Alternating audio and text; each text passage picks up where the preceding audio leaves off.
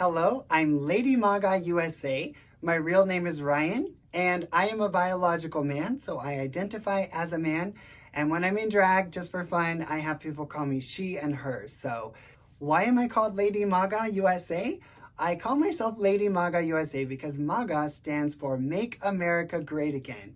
And by Make America Great Again, I hope that that represents the idea of getting America back to a place where we put our country first and we put Americans first in our national politics. Why do I support Donald Trump? Because I believe he sees me as an American, plain and simple. The Democrats tend to view me as an LGBT voter, just like they divide all Americans according to skin color and sexual orientation. Donald Trump sees us all as Americans first. Because he is an outsider. He came to Washington to clean up the swamp, to get rid of trade deals that don't benefit the American citizens, and stop the systemic corruption. So many people believe that conservatives and people on the right, so to speak, hate LGBT people, and this is just categorically false. Modern conservatives are kind of over the gay issue. They all have a gay brother, sister, friend, or family member, and they want to embrace us. But the Democrats tell the world that conservatives and Republicans hate us. So I wanted to get out there and mingle with people who are very different from me and show that we are all Americans together. How have I used the Lady Maga persona? Well, I have traveled the United States of America, and I have been to over 100 different conservative events dressed up as Lady Maga. And only once, and I mean it, once, was I rejected or treated with unkindness. And that was from a small but very vocal group of people who are jerks to everyone. Just like on the left, on the right, we have our jerks. But the vast majority of Trump supporters are ready and willing to embrace their gay brothers and sisters and join together as Americans. So what is my role and what have been some of my experiences as Lady Maga USA? Well, I have traveled this country. I have gone to Trump rallies, I've gone to CPAC, the conservative convention, I've gone to Politicon, and I have met tens of thousands of American patriots who are excited and thankful that I have joined the movement. And I'm trying to make a difference on the right. Many people on the left won't even converse with people on the right. And I'm willing to converse with anyone, even if they believe that homosexuality is a sin. We are missing dialogue in our country. So dressed up in drag, going out in public at conservative events is a way of starting dialogue and helping people overcome stereotypes. The stereotype that all drag queens hate Christian conservatives and all drag queens are militant leftists, and also the stereotype that all people on the right hate the LGBT community, which is just categorically false. Leading up to this year's election, I traveled the country and mingled with patriots from all walks of life. And my experiences being surrounded by Trump supporters has not been being surrounded by white supremacists. I have worked with Black people and Asian people and Vietnamese for Trump. And in Beverly Hills, I was dancing around with a beautiful Mexican lady in her Mexican dress. And she was with a group of Mexican people, Mexicans for Trump. So my experience has been a fascinating, positive, and diverse journey, mingling with people from all walks of life, which is why I do what I do, because I want to expose that it is simply a negative stereotype to think that all Trump supporters are white and that all Trump supporters are white supremacists. It just isn't true.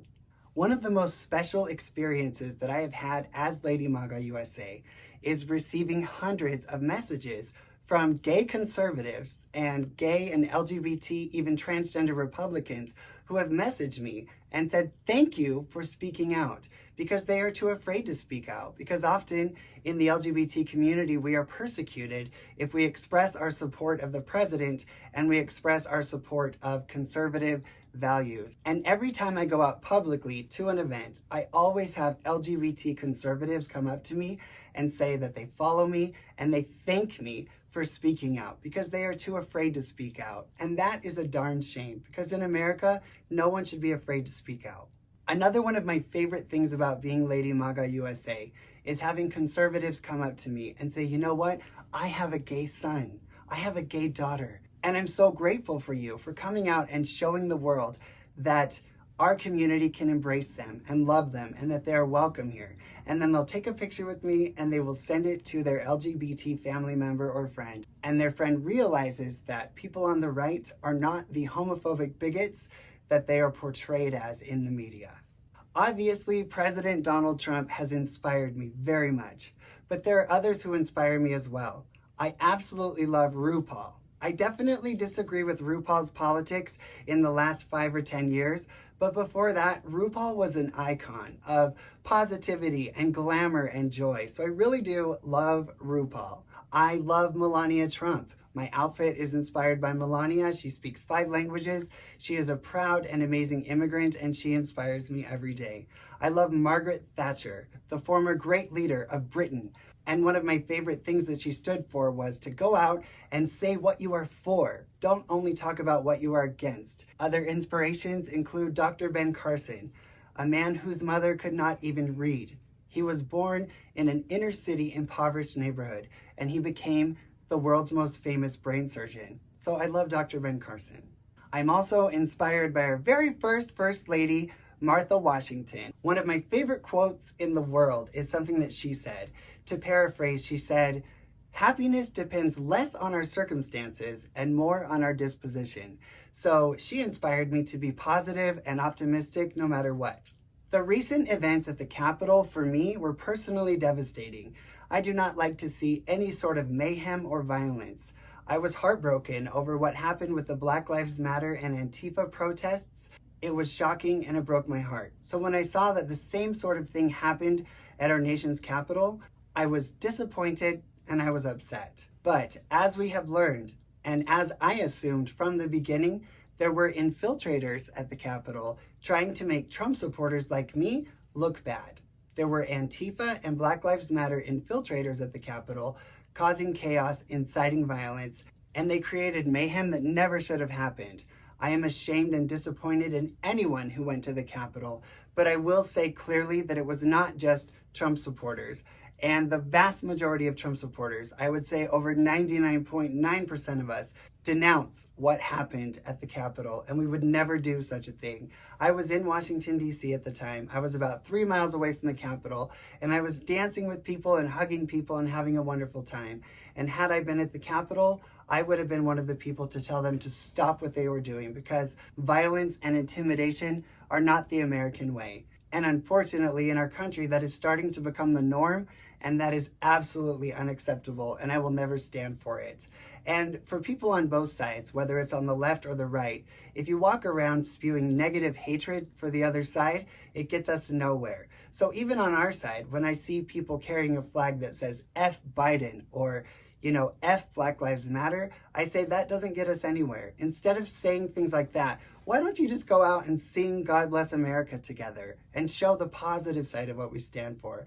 Because hatred and negativity have no place on both sides of the aisle. What's missing in America is honest and sincere and loving conversations between people who disagree. My best friend since kindergarten is a Black Lives Matter activist, and she and I do not see eye to eye on politics. And yet we remain best friends, and we always will be. And so as Lady Maga, I hope that people on the left can see a drag artist interacting with Trump supporters, and hopefully that will spark a conversation. The last time I was in Washington, D.C., there were actually 2 young ladies who had F Trump shirts on and all kinds of stuff that was definitely not something I agreed with. But I walked up to them, and I complimented what I could. Their hair was really cute. And I said, I'm so glad that you're standing up for what you believe in. That takes courage, especially if you're at a pro-Trump event like this. And we had a dialogue and we went back and forth. And quite frankly, at all the rallies, I walk right up to people I disagree with and I say, hey, honey, let's just have a little chat. You know what? We're both people. Let's just talk it out. And at the last event in Washington, D.C., while some people were causing mayhem at the Capitol, I was actually interacting with Black Lives Matter marchers, and somebody was playing the Macarena, and we just danced the Macarena together, and we found what we had in common, and we realized, and what my main message is, as Americans, we all have so much more in common than we don't have in common. And that is what people forget, especially with social media, where everything is so black and white and everything is so us versus them. When you actually interact with your fellow Americans, even Americans who disagree with you, you find that you can have civil conversations. And truly, that is what is missing in America. And that's why I'm doing this interview right now. And one of my great hopes is that Lady Maga USA will be a bridge builder between the right and the left, because we have to build those bridges or our country will never heal. How do I feel about the Trump administration and how they have dealt with LGBT issues? Well, I will tell you wholeheartedly that it is factual. President Donald Trump is the most pro-LGBT president we have ever had in the history of the United States of America. For example, he entered office being pro-gay marriage. Barack Hussein Obama did not. I would like to elaborate a little bit on why the Trump administration has been vastly misunderstood when it comes to LGBT issues. I know that many in the LGBT community would say that the Trump administration has rolled back LGBT rights. I am here to tell you that the idea that the Trump administration has rolled back LGBT rights is categorically and factually false. We have to do our homework and research what actually has happened under the Trump administration. Organizations such as the Human Rights Campaign and GLAAD operate off of funding. And how do they get more funding? By creating a fear-based narrative that makes people feel that they are under attack and therefore they feel compelled to give them money. So I would like to briefly point out some of the misconceptions about the Trump administration and hopefully help people have less fear and more understanding. I wanted to give concrete arguments, so please excuse me, I do have a few notes. First of all, I don't believe that anyone should be a one-issue voter. I don't view myself as an LGBT voter. I view myself as an American, and my constitutional rights to free speech and my constitutional right to keep and bear arms is more important to me than LGBT issues. Why? Because without free speech and without our right to defend ourselves, really nothing else matters. And without free speech, down the line, how can we even have the compelling arguments that must be had in order to defend LGBT people? Modern so-called advocates of the LGBT community, such as the Human Rights Campaign and GLAAD, completely malign, insult, and ignore LGBT conservatives, such as myself, Brandon Strzok, Scott Pressler, Rob Smith, Ariel Scarcella, and countless others. I'd like to cite just a few examples of gross misunderstandings concerning the Trump administration and the LGBT community, starting with the so-called ban on transgender people serving in the American military. First of all, President Trump's order does not ban transgender people from serving in the U.S. military. It simply states that those undergoing medical procedures for gender reassignment surgery or those who have been diagnosed with gender dysphoria are unable to serve in the military. The majority of LGBT advocates completely ignore the complexities that come with gender reassignment. There are physical, mental, and emotional consequences to taking hormones that are not naturally found in the human body. I personally believe that gender reassignment surgery is elective, and I don't believe that American taxpayers should ever pay for an elective surgery. If we say that gender reassignment surgery is non-elective, then we should also say that breast augmentation for a heterosexual woman is also non-elective and medically necessary. For medical reasons, I would not be permitted to serve in the U.S. military. The U.S. military is not meant to be an inclusive one-size-fits-all club for everyone. They have one duty, and that is to select people who are most physically, mentally, and emotionally prepared to go out and participate in warfare. And if you are undergoing a dramatic medical procedure for gender reassignment, you are undergoing something very complex. It doesn't mean that what you're doing is wrong, but it means that the military might not be the right fit for you at this time. Another thing that must be pointed out about the transgender community is that the voices of those who regret undergoing medical gender reassignment surgery are completely ignored. The irreversible consequences of undergoing gender reassignment surgery are vast, and I believe that any American adult should be able to transition through gender reassignment surgery as they wish. However, pushing transgender surgeries on a minor, a child, or a teenager, in my opinion, is nothing more than manipulation and child abuse. As a child, I used to love to put on my sister's cheerleading uniforms. People could have said that those actions meant that I was in the wrong body. Today, I am happy living as the biological man that I am. And if I had been manipulated into thinking that I was in the wrong body, I believe that that would have been a form of child abuse and manipulation. Another hot topic within the LGBT community is biological men competing in women's sports. It is factual and it is undeniable that human beings who were born as biological men grow up with advantages over women when it comes to sports and competition. As many conservatives say, facts don't care about your feelings.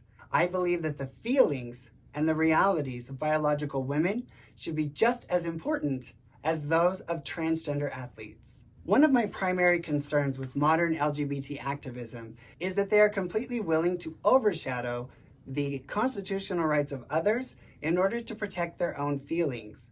For example, religious discrimination. Many people say that the Trump administration has blocked gay people from adopting. This is entirely false. The only thing they have done is protected religious adoption agencies from coordinating gay adoptions. There is not one state in the United States of America that forbids same-sex adoption. Not every adoption agency has to cater to every customer because we have many options when it comes to adoption. Catholic Services of Illinois was forced to shut down their adoption agency, thus preventing many innocent foster children from being adopted simply because they were not comfortable coordinating same-sex adoptions. As long as there is an adoption agency or a bakery who is willing to offer their services to me, I don't need every single bakery and every single adoption agency to cater to my needs. There's plenty of room in America for my freedoms as a gay man and the religious freedoms of my fellow Americans. Many people believe that the Trump administration has erased the identity of transgender people. This is not true. And in organizations such as the Center for Disease Control, attention to fighting life-threatening diseases has been diverted to focus on programs about diversity that do not concern life-threatening issues. Vulnerable people are dying because we are focusing more on feelings and diversity than we are on actually fighting diseases. We often talk about the Black transgender community. The fact is, Black transgender women experience violence and murder at a lower rate than biological women nationwide, and at a lower rate than the general population. It has been proven that virtually every act of violence against a Black transgender woman in recent years has been perpetrated by a Black male, not, as modern media reports, conservative Trump supporters, white people, or so-called hate groups. President Donald Trump led a global campaign against the criminalization of homosexuality, led by his gay ambassador, Richard Grenell, who was ambassador to Germany. He also appointed the very first openly gay man to a presidential cabinet as director of intelligence. No one wants to talk about this. President Trump is the first president in American history to stand up at the United Nations and look into the eyes of leaders from across the globe who encourage the imprisonment, torture, and killing of people like me. And thanks to his efforts, for example, Sudan ended the death penalty for homosexuals. I went to a Trump Pride event in Nashville, Tennessee with hundreds of other LGBT conservatives. I was selected to be in a room with 12 other people where President Donald Trump called us, and he thanked us for our efforts, standing up for our Constitution, standing up for free speech, and standing up for his administration. I don't think that a bigoted homophobe would personally call us to thank us for our efforts. To anyone out there who thinks that I'm totally crazy for supporting this president or calling myself a conservative, I invite you to join us sometime. Come hang out with your fellow LGBT people who happen to be conservative. You're going to be surprised. So as Lady Maga USA, I just hope that what I do inspires important conversations instead of hatred and division. You will see that we are not the monsters that the leftist media tries to paint us as. We are people just like you. We are Americans. And the reason I'm a conservative is because I want to stop the division. I don't want us all to be seen as black, white, gay, straight. I want us all to unite as Americans and come together for a prosperous and beautiful and safe country for everyone. The Democrats seek to divide. The Democrats view me as a victim. Joe Biden views me as a victim. Joe Biden has made a lot of promises to the LGBT community, but he has been in office for over 40 years and he has done nothing. His promises are empty. Joe Biden and the Democrats view LGBT people as a voting bloc to be manipulated. And the more they can make us believe that we are victims, that we are powerless, and that the rest of America hates us, the more they can control us. We are not victims. We are strong and powerful Americans. If you honestly do your homework vigilantly, you will see the truth. But if you only watch fake news like CNN and read publications that feed your worldview, you'll never understand the truth. So I challenge you, dig deeper, because I did, and that is why I am Lady Maga USA. I had a great awakening, and once I really did my own research and really started questioning the Democrat and leftist narratives, I started to awaken, and I found an entire new community of patriots who are more tolerant, more loving, and more accepting than the LGBT community ever was. If the LGBT community and the drag community is so loving, so tolerant, and so accepting, why have I been, their words not mine, excommunicated? Why have I been told that I am no longer welcome in any LGBTQ space across the nation? Why did I lose my entire drag career? That is not tolerance, that is not love. Before I came out as a Trump-supporting conservative, I knew that all of my friends were Democrats.